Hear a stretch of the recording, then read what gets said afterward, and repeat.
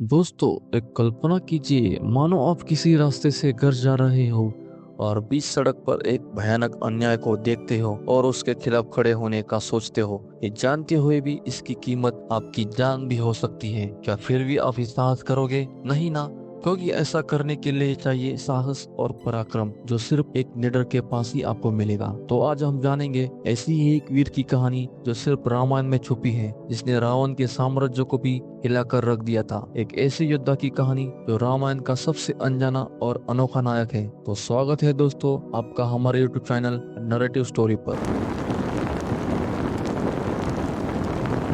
तो इधर उधर की बातें छोड़कर सीधे चलते हैं हमारी कहानी पर। दोस्तों, रामायण तो आपने कई बार टीवी पर देखी होगी या कई से तो जरूर सुनी होगी। जो हर छोटे बच्चों से लेकर बूढ़े तक हर कोई रामायण के बारे में जानता है। तो आज हम जानेंगे ऐसी ही एक वीर की कहानी जिसका नाम है जटायु।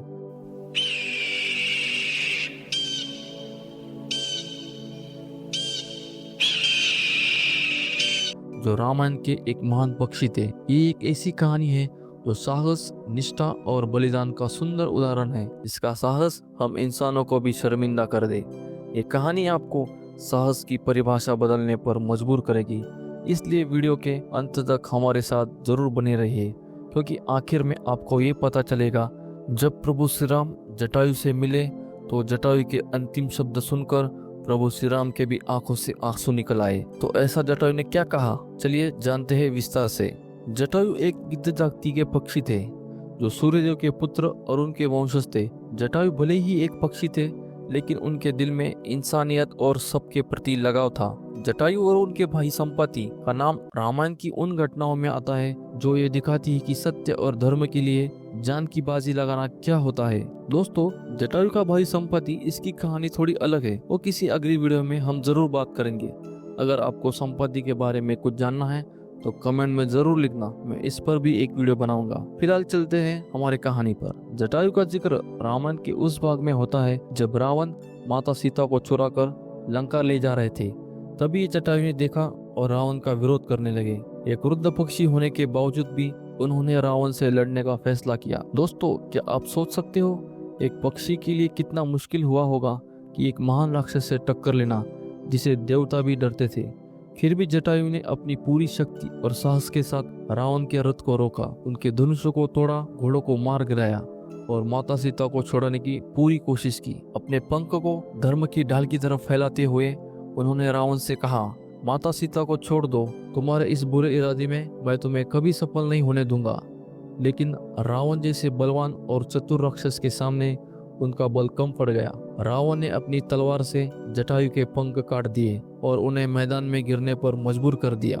मगर जटायु का ये बलिदान यही खत्म नहीं होता। जब प्रभु श्री राम और लक्ष्मण माता सीता को ढूंढते हुए आए, तब जटायु अपनी अंतिम सांसें ले रहे थे। जटायु ने प्रभु श्री राम को जो कुछ हुआ वो सब कुछ बता दिया और साथ ही में जटायु के आखिरी शब्द सुनकर प्रभु श्री राम के आंखों से आंसू निकल आए। अपनी जीवन की अंतिम सांसें गिन रहे जटायु ने प्रभु श्री राम से कहा, प्रभु, मुझे पता था कि मैं रावण से युद्ध में नहीं जीत सकता, लेकिन यदि मैं रावण से युद्ध नहीं करता तो आने वाली कई पीढ़ियां मुझे कायर कहती, क्योंकि माता सीता का तुम्हारे सामने हरण हो रहा था और तुम देखकर छुपकर बैठे रहे और धर्म मिटने पर भी तुमने कुछ नहीं किया।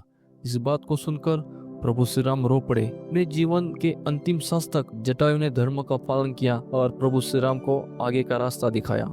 फिर प्रभु श्री राम ने जटायु के शरीर का अंतिम संस्कार किया, जो जटायु के लिए एक महान सम्मान था।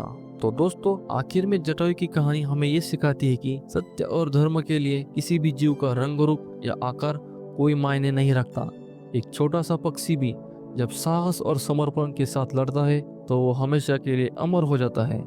रामायण में जटायु एक मिसाल है जो हमें सिखाती है कि असत्य के विरोध में हमेशा खड़े होना ये हमारा पहला कर्तव्य है। जटायु की कहानी न सिर्फ एक प्रेरणा है, बल्कि हमें ये याद दिलाती है कि हमारे जीवन में भी सत्य और धर्म के लिए लड़ने का जुनून सब में होना चाहिए।